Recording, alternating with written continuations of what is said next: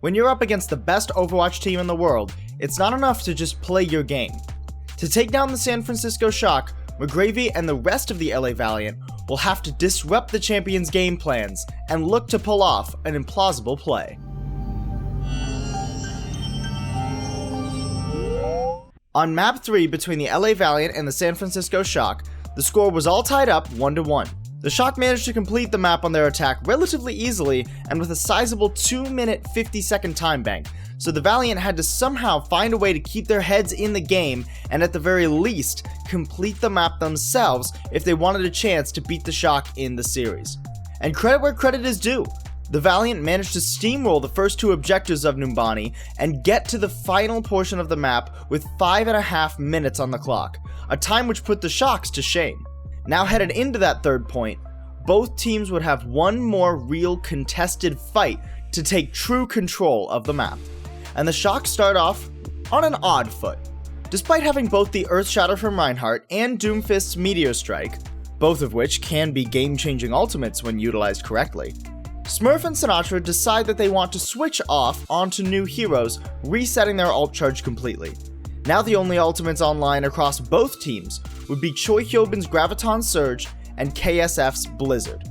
To be fair, either one of these can also swing the momentum of a fight on their own, but the win conditions across the board have narrowed for each team.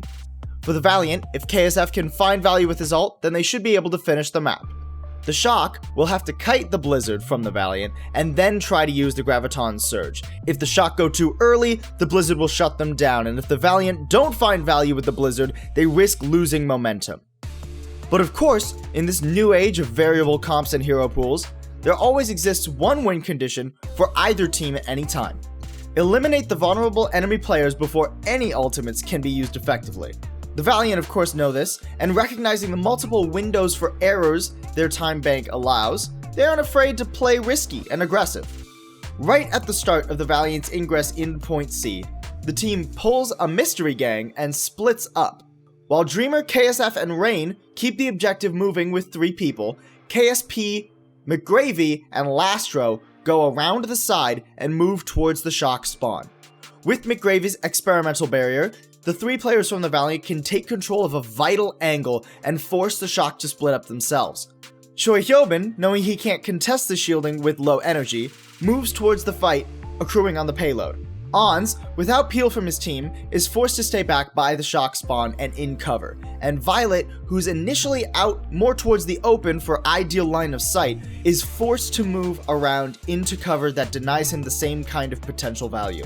Now that the Valiant fully control this angle, and with Violet in a safe spot far from McGravy and KSP, the 2 remaining attacking members of the Valiant focus their efforts and damage onto Ons, who they dispatch and put out of the fight. Now the main source of pop-off, potential, and damage in the Shock's composition is eliminated, and KSP can dominate this flank without the help of McGravy. Back on the payload, however, the Shock are not simply rolling over in this fight. With the Wrecking Ball, Zarya, and Tracer combination, the dive potential of the Shock onto squishy members of the Valiant is a brutal threat. At the very least, an all-in dive will force valuable resources to be invested from the Valiant, giving Shock openings later in the fight. However, Sinatra is not in the ideal position to start, and none of the ideal targets for the Shock are currently in an advantageous spot for a dive. With no time to sit around and wait for opportunities, Smurf has to make something happen, so he rolls forward and dives onto the cart. With the projected barrier from Choi Hyobin, Smurf has enough damage mitigation and mobility to avoid most of the Valiant's pressure and escape to safety. All the while, Smurf has created an opening for Sinatra to go largely unnoticed up the stairwell and prepare for a more lethal dive later. When this dive comes in from the Shock, KSF, thinking he can punish the tanks of the Shock while their DPS are distracted or dying, throws out the Blizzard. Unfortunately for him, a millisecond of a lapse in communication causes Rain to whipshot away the diving Wrecking Ball, and with Choi Hyobin still having his own personal barrier to negate the freeze effect, both enemy tanks are able to escape. In many situations, this would be a wasted Blizzard and an upcoming reset for the Valiant, but this team knows how to turn it into an opportunity. Choi Hyobin now no longer has his 200 health get out of jail free card and could potentially be vulnerable. Immediately, the ice wall from KSF goes up, and not only staggers the retreat of Choi and Rascal, but also blocks off Violet's only pathway for healing.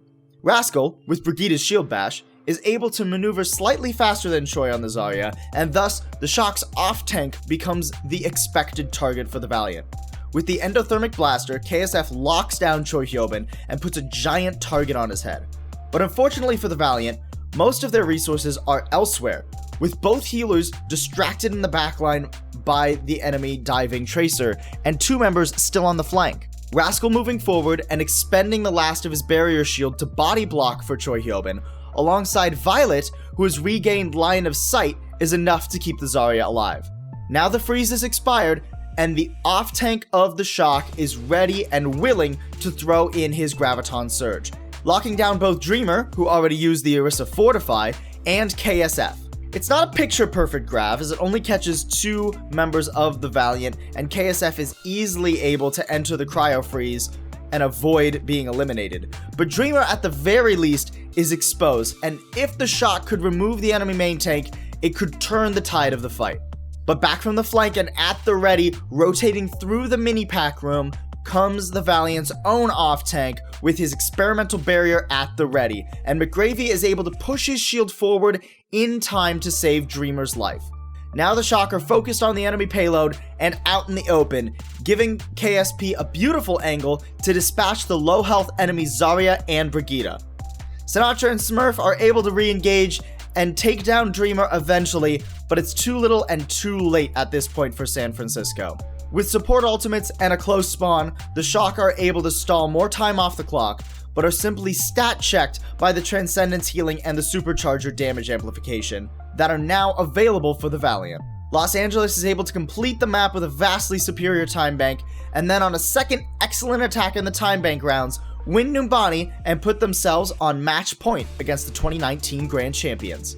Thanks for tuning in to another Implausible Play, guys. If you like this video, make sure to hit the button down below to show that, and subscribe to see more videos like this one coming up. Who do you think was the most impressive for the Valiant in their win against the Shock? Let us know what you think, and while you're at it, check out some more Overwatch content with Elo Hell Esports.